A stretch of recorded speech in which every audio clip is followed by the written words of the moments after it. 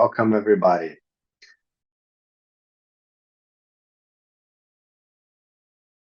My name is Luis Macedo. I'm a data engineer from the VMware Data Group. I've been working with data solutions, especially with big data solutions, for over 12 years now. And I specialize in big and fast data solutions from the VMware portfolio. Greg, do you want to introduce yourself?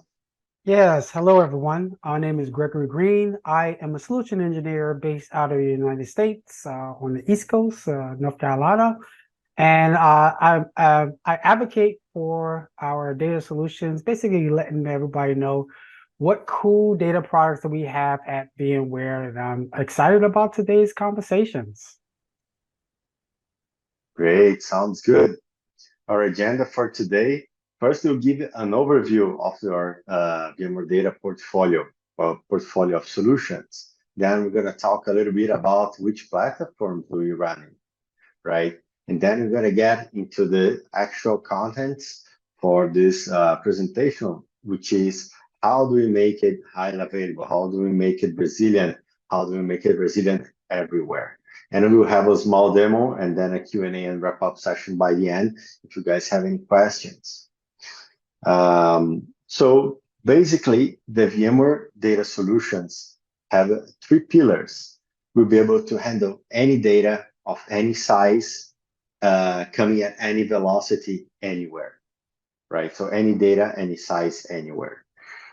The first product is one that probably almost everyone know, which is the RabbitMQ. RabbitMQ is a very successful open source project. Not everybody is aware, but VMware is the main sponsor of the VMware of the RabbitMQ project. And we do offer an enterprise version, which is VMware RabbitMQ, right? And it provides both messaging, traditional AMQP messaging, and streaming messaging, more modern, high throughput way of doing messaging, right? We also have a in-memory NoSQL or caching technology. I like to say it's a NoSQL in-memory database, which is VMware Gemfire. Gemfire is a very unique technology, which can handle very low latency workload, but with high consistency. In other words, you can use it for financial services applications while retaining the low latency as well with the strong consistency. And this is also a technology that can scale out and can well integrate with traditional relational databases or be the database, the main database itself, right? In the other end, we have also relational databases, right? Traditional relational database, which are also very popular open source projects that VMware also supports with the VMware SQL offering, which mainly will bring a Postgres database distribution for you and a MySQL distribution for you that's fully supported and curated by VMware, right? On top of that, we offer a management layer, which is the VMware Data Services Manager, which can integrate with the VMware vSphere ecosystem to realize a database as a service solution, but for on-premise deployments, right? We also have the Greenplum database. The VMware Greenplum is an MPP database geared toward massive volumes. When you have a very large volume of data, several terabytes of data that a single instance database, SMP database cannot handle, then you have to go to a parallelized architecture like Greenplum has. So you can handle these very, very large volumes up to terabytes of data, right? There's no limits to what you could actually do. Just depends on how much hardware can you stack, right?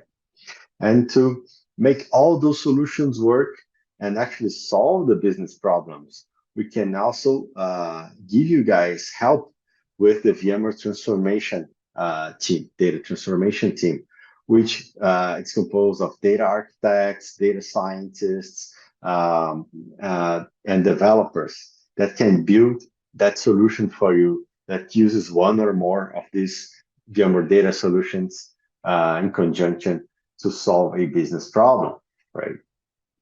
But you're thinking, oh, well, that's a very nice portfolio. You can do fast data, you can do big data, you can do messaging, you can do streaming, they can do traditional relational database workload, right?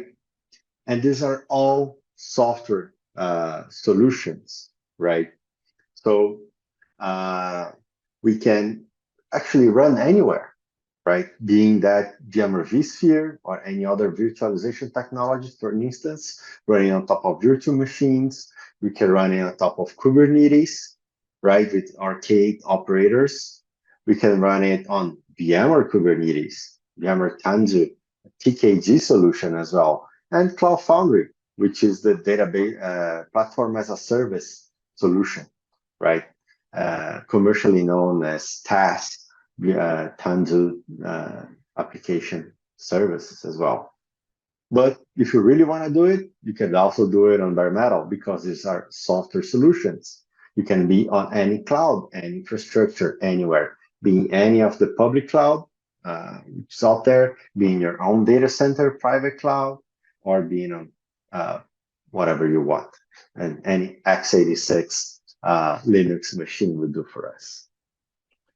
So let's get started with the demo, right? Let me give it back to Greg. Let me start sharing here. All right, thank you for that, sir. Let me go ahead and share my screen. So here is the reference implementation for our demo today. And this is based on accounting information. So in this example, I have a source-based application, which is going to expose a generic Swagger-based REST endpoint or UI to accept bank account information. That bank account information is going to be sent to a RabbitMQ cluster, and we're going to demonstrate not only the high availability capabilities of RabbitMQ, but also the fault tolerance. All messages or bank account information that's sent to RabbitMQ is sent to a sync-based application, which is a consumer that ultimately stores that into Gemfire. Now, Gemfire being a in-memory NoSQL database, in this particular use case, I'm using it as a cache, so all of the data is stored in memory, but you could definitely persist to disk. And there is a bank account endpoint, another application that's going to read that data from Gemfire. Because Gemfire is in memory, it's a perfect solution for doing really low latency read-write operations to read data like the bank account. But we're also going to be showcasing the multi-site replication capabilities that's built into our RabbitMQ. And so in this case, all of those bank accounts will be replicated across. I have Rabbit running across multiple data centers in different geographical locations, all based in the US. So we have one on the East Coast and one into the central region of the US. So all of those accounts are replicated from site A to site B. When it's replicated to site B, there is another sync-based app. In this case, it's written in Steel Toe. The apps at the top are written in Java and using Spring, which is my favorite framework. And my next favorite framework is .NET. So we got different technologies, a polyglot of languages. The consumer application or the sync application written in .NET is going to store that into Postgres. And we have a HA version of Postgres based on VMware SQL's implementation, where all of the data that's written into Postgres, we're going to have another .NET-based application that's going to list out all of the accounts. And I call this the global account application. Now, the first thing I wanted to highlight is high availability and fault tolerance within a RabbitMQ. Now, for this particular demo, all of our services are running in Kubernetes. So you might be thinking, well, why would I want to use Kubernetes? It's just another PaaS-based platform that simplifies the provisioning of these instances, but also Kubernetes maintain a desired state for your services. So as I'm doing things like stopping or deleting or killing nodes, the Kubernetes itself will be auto healing or spinning up new nodes or containers to maintain a desired state. In this case, my desired state is 3 nodes within a RabbitMQ cluster. But as Lewis mentioned, right, you could do the same conventions. You can have the same infrastructure running on any one of the infrastructures that Luis mentioned. So let me go ahead and now let me show you the application. So, or I should highlight this since you're seeing it. These are all of the services in the applications that are running in Kubernetes, right? So I have I have Gemfire. Gemfire actually supports something called the Redis. So Redis is another in-memory caching solution. So for Redis-based applications, Gemfire can look like a Redis cluster, but it provides improved scalability and improvements also on data safety. And in addition to my source app that I mentioned, this is where I have the 3 RabbitMQ nodes running within the cluster. And then on the other data center, this is the right-hand side. This is my downstream data center where I have some of those .NET-based applications. I have Postgres running in HA mode, which we'll talk about. And then I have RabbitMQ also running as a cluster. Now, this source app is this. Let me bring it up in the browser. So this is the source app. As I mentioned, it exposes a Swagger-based endpoint. And it basically is going to allow me to submit bank account information. Now, before the talk, I've been submitting some bank account information that basically I access by the bank ID and the ID of the account. So this is the Spring Boot based application that basically reads that data, right? So it's essentially when I type in my account number and my bank, right, it'll just read that from Gemfire, right? So it's super fast for the read operations because it's all in memory. But we're talking about resiliency, right? So the one thing I want to do is to make sure let's submit a new record. So for example, account number 3. If I do a find, basically there's no account number 3, ID number 3 in this system. So let's go ahead and let's submit an account number 3, and maybe let's change some address information. And in the Swagger UI, when I basically do a submit, I see the response. So I see a 200 response, which basically means that this request went over the wire. It sent account number 3. And now when I try to do a find, I basically that data went from the source application to Rabbit to the sync application to Gemfire, right? Now I can introduce some issues, right? So what I want to do is let's look at the RabbitMQ cluster that's running in this data center. So this is the RabbitMQ dashboard. Now I'm a fan of this dashboard.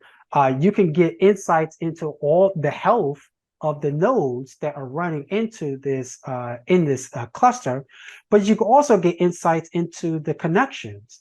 So my applications, that the publisher application and the sync application, they're using a combination of AMQP, which is basically a protocol that RabbitMQ supports, and a newer protocol that RabbitMQ supports, which is called Streams. And you can also see that some of the applications have a connection on server number 1, and some of them have a connection on server number 2, right? So if I was to go ahead and open up this is something called K9s, which I didn't mention. So this basically gives you a view into all of the pods, all of the services and the applications. I can go ahead and remember we had some of the instances of the application that were connected to number 3. Server number 2. So I can go ahead and I can actually force a kill of that server. So this is basically a non-graceful shutdown. So what happens here is now that I kill the application, as I mentioned, Kubernetes maintains a desired state. So what it's doing is it's actually spinning up a new container to replace that killed container. But if I go back to my application and I go ahead and I try to maybe send in a new record, so maybe let's send in number 4. Let's see if we got any errors. No, we still got a 200. And let's make sure that it still got to Gemfire, right? So we were able to overcome the outage, right? So let's go back and let's look at the connections, right? So if I look at the connections now, the connections switch from 1 and 0, right? So if I do it again, just to test that, just to show you that this is not a fake, let's go ahead and let's delete number 0. So if I go into the management dashboard, we'll now see that there's an error with that node. But again, when I'm submitting data, I'm not getting any errors, right? So it still got it set my ID. I still got a 200. So it was able to switch from the unhealthy cluster to the healthy cluster, all using the power that's built into RabbitMQ. Now, the other thing I want to show you is, now since I am deploying Gemfire, remember Gemfire is deployed, let's go back to the presentation. Gemfire is deployed as a single node, right? And all of the data is in memory. So what do you think will happen if I delete or if I stop Gemfire? Well, let's try it out. So let's go back to K9s. And this is the Gemfire, the instance that actually holds the data. So what I'm going to do is I'm going to kill it.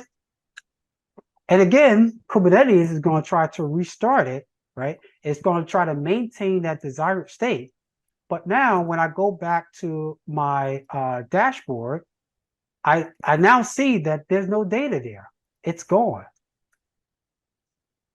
Why? Because again, that data was in memory, right? And since it was in memory, right? When I restarted it, it basically didn't read it, right? And it's trying to reconnect to Gemfire, and it tries to maintain that connection. So again, right, all of that data, it's just not there, right? So what we could do now, I did mention that this application is reading data using something called RabbitMQ streams. And RabbitMQ streams, I can actually go back into the management dashboard, and you see that it's using the stream. And the stream is basically another source of truth for the data. So I can actually replay all of the messages that were sent to a RabbitMQ stream to rehydrate a Gemfire. Well, how do I do that? Well, for my particular implementation, what I did was in the sync application, when the sync application is restarted, so in the Kubernetes world, in order to restart an app, you basically just stop the pod or the application, and again, Kubernetes will maintain a desired state, so it basically start rerunning that application. Another thing that's really cool about Kubernetes is I can look into the logs, right, of the applications just from using the kubectl command or using this tool like K9s, and you'll see that it's actually replaying those messages. So it's saving that data back into Gemfire. So now if I go back to the UI, and now we basically just try to read that data.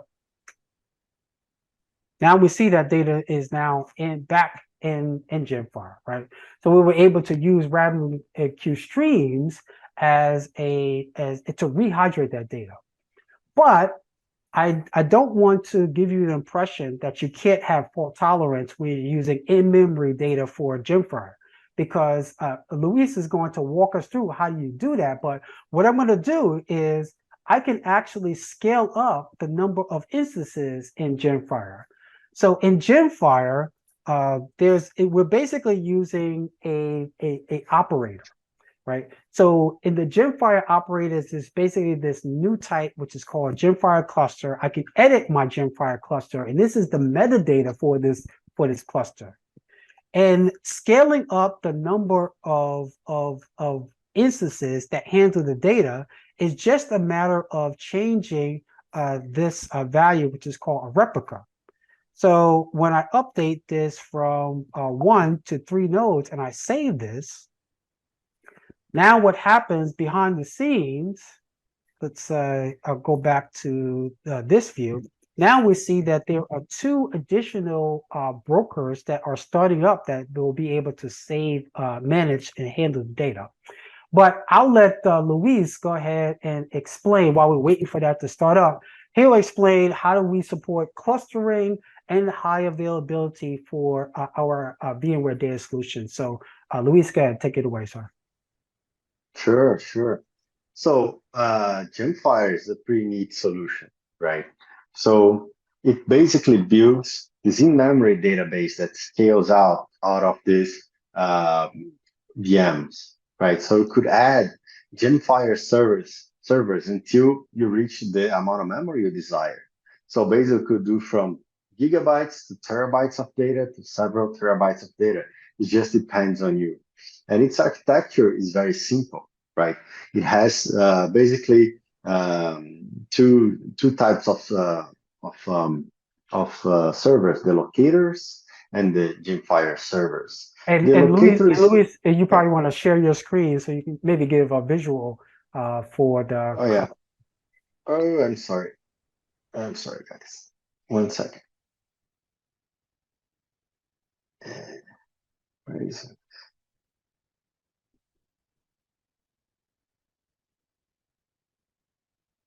Here we go. It disappeared on me for a bit. I thought you were still sharing yours. I'm sorry. So, guys, this is the actual slide I wanted to be shown. So there is basically 2 components to Gemfire: the locators, which are basically helps you with the configuration of the cluster when it's starting up and when your application is connecting to Gemfire. So it will auto-configure your application to actually know where the Gemfire servers is. So it is not really of your transactions, right? It's very lightweight. It's just basically configurator for the Gemfire cluster, right? So you could be building the Gemfire service with 1, as we just saw Greg do, and scale to 3, 4, 10, as many as you want, right? And you can say to Gemfire, hey, Gemfire, instead of keeping 1 copy of the data, please keep 2 copies of the data, right? So when we lose one of the servers, we can actually still retain the full information. It could be, say, 3 copies of data. Or even further, you can say, hey, Gemfire, as soon as you get a new message, a new information, please replicate that into a secondary site, right? So this is the one gateway feature, right? So you can actually get Gemfire to populate asynchronously a foreign site and keep those both in sync. Could do 2, could do 3, could do 5. There are several organizations that uses the one gateway functionality to actually keep the same information across the globe. So it's a very hard problem to solve. That Gemfire does it for you, and it does it on a product functionality. So it's very easy to do so in Gemfire. Gemfire also, you can program it to write the data to disk. If you still don't trust it, the 2 copies, 3 copies, or if you want to survive a full disaster with the data, you can ask it to persist it to disk. So it'll be persisted to disk, and once you restart Gemfire, the data will still be there. So there are many types of architectures that you can actually configure Gemfire to be working in a highly available mode, right? And you can integrate that to another database. You can sync the data to a remote database with JDBC. So it perfectly integrates with relational databases. So you can lose a node, you can lose a site, you still be up with the full data set, right? If we look at the VMware SQL solution, which Greg had on his secondary site in the Postgres version, we also can be highly available, right? Most users use Postgres for an instance as a single node, but it has data replication technology that is very, very good. And it's a wall-based replication. So it doesn't really weigh too much on the database.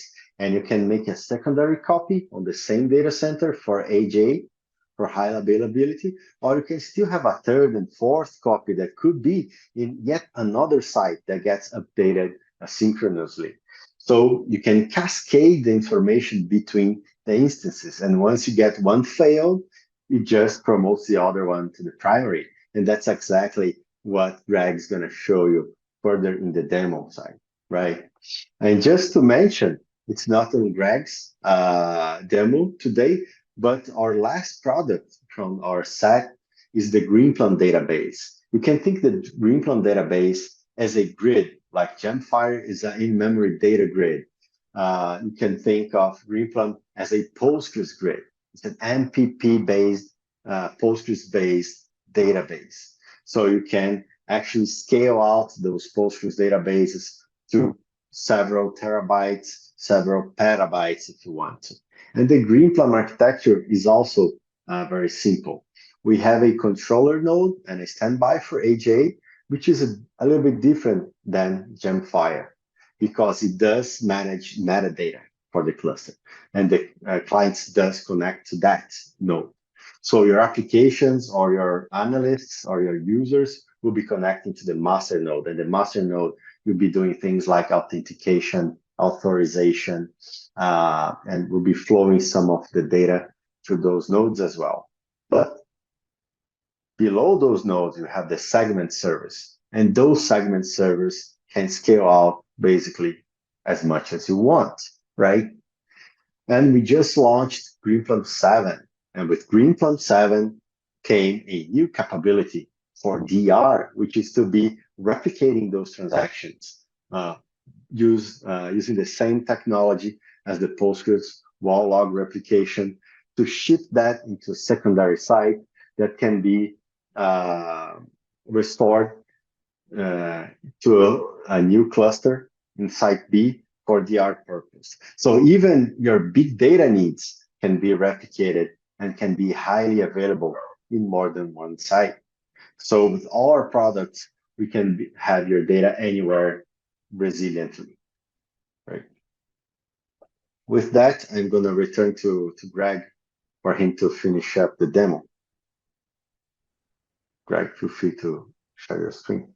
All right, thank you for that, sir.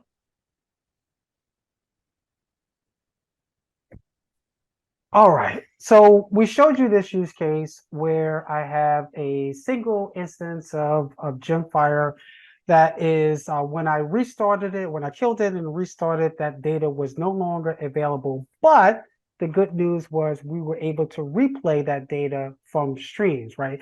But I had to restart the sync application in order to replay of those messages, right? So now, as I mentioned, we scaled up the number of instances for Gemfire, right? So now let's see, does that improve our availability and our fault tolerance when one of those nodes has an issue, right? So if I go back to my Kubernetes view of the clusters and the services, now we see that we have 1, 2, 3 instances of Gemfire acting as a Redis server within a cluster, right? So if I go back also to the UI, this UI, again, I'm able to get out the data, no problem. Record number 2, record number 3, no problem. But let's go ahead and let's kill some services and let's see if we have any issues with the data. So what I'm going to do is I'm going to do a force delete, and it's the same thing, right? So Kubernetes is trying to maintain the desired state.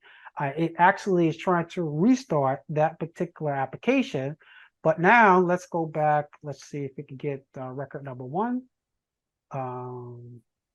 Now, if that application was connected to one, or the one that I killed, it basically needs to detect that that server is not up and available, and it needs to reconnect to another one. But when it reconnects to the other one, the data is still there, right? So account number one, account number two, it's still there, right? So let's kill another one. Maybe let's kill the first one. And I'll do the same thing. I'll do a false kill. So this is a non-graceful shutdown of the cluster. Again, Kubernetes actually, in the case of Gemfire, it does a restart pretty fast. But when I go ahead, let's go back to one, still no issues, right? I'm still able to get my data out of Gemfire, right? So that's, again, just the benefits. That's the benefits of Gemfire, where you can have multiple copies of your data all in memory, right? You don't even need to rely on disk. Like if you have enough copies in memory, you can still get that low latency data access with fault tolerance. But as I mentioned, we also have a high availability within RabbitMQ, which I demonstrated, right?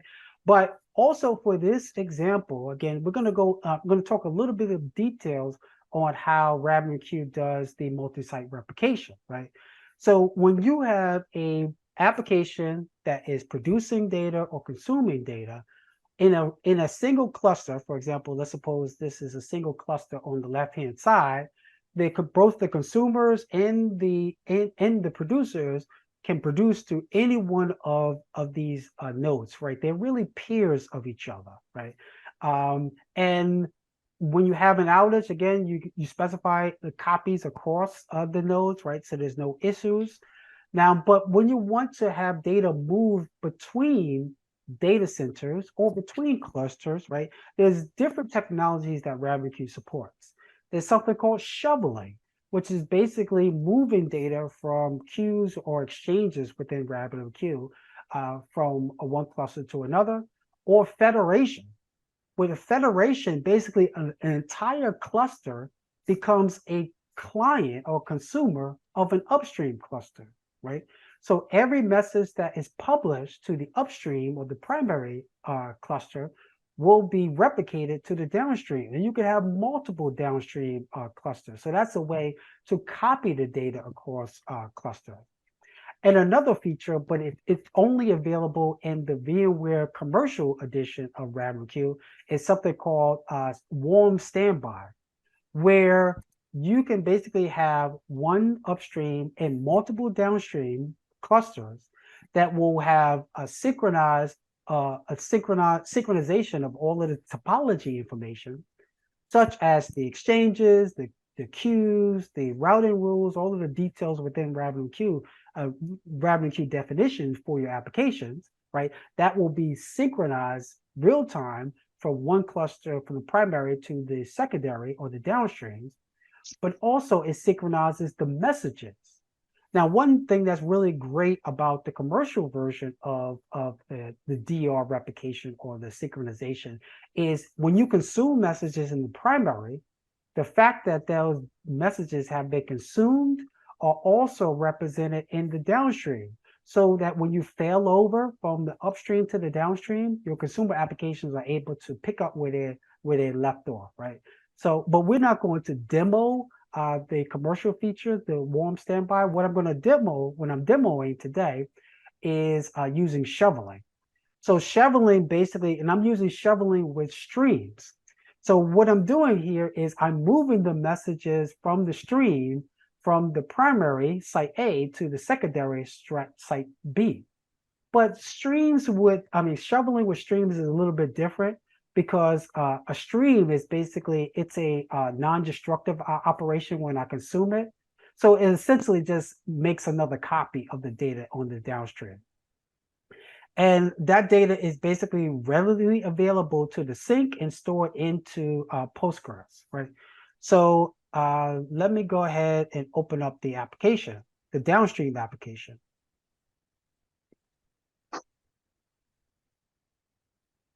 All right, so here is the downstream application, and basically it has a copy of all of the messages that were sent.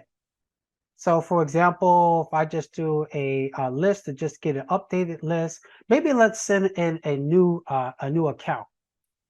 So if I send in a new account, maybe let's use a new bank. Let's call this bank C, and let's do this as 001. So I made sure that that data is sent. Now that data is basically replicated. Here we see it shows up. It replicated from the primary cluster to the secondary cluster, right?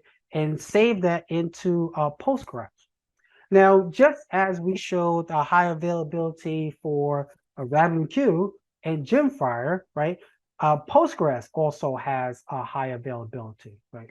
So the next part of this demo is essentially what we're going to do is we're going to kill the primary instance of Postgres. So the Postgres high availability architecture is basically there is a leader database and there could be n number of replicas. In this case, I'm only using one replica, right? But I can configure as many replicas as I need, and I can deploy them across multiple availability zones or even different networks and different geographical locations. And when I do that, let's see, let's go ahead and let's kill. Actually, let me do this. Let me go ahead and clear this. So we're starting from scratch. So basically, we don't see any accounts.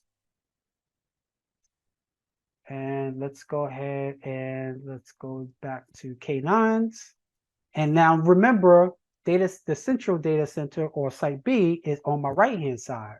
So this is the primary Postgres instance, and this is the secondary. So when I go ahead and I force, basically force stop the primary, it's the same thing, right? Kubernetes will maintain that desired state. It's going to restart it, right? I'm beating a drum. I'm saying the same thing over and over again. But it's just a powerful framework. But my application now it's not affected because it was able to get the data from the secondary replica, right? And all of the data is still here, right? It's all in the secondary replica. So that's essentially our demo. So feel free to visit us in our website. You could use your phone to go through this QR code. If you want to take a look at the code that Greg did, there's also the link in there for you guys. So feel free to contact us for any further explanations. If you want a private demo or to test any of this yourself, just let us know.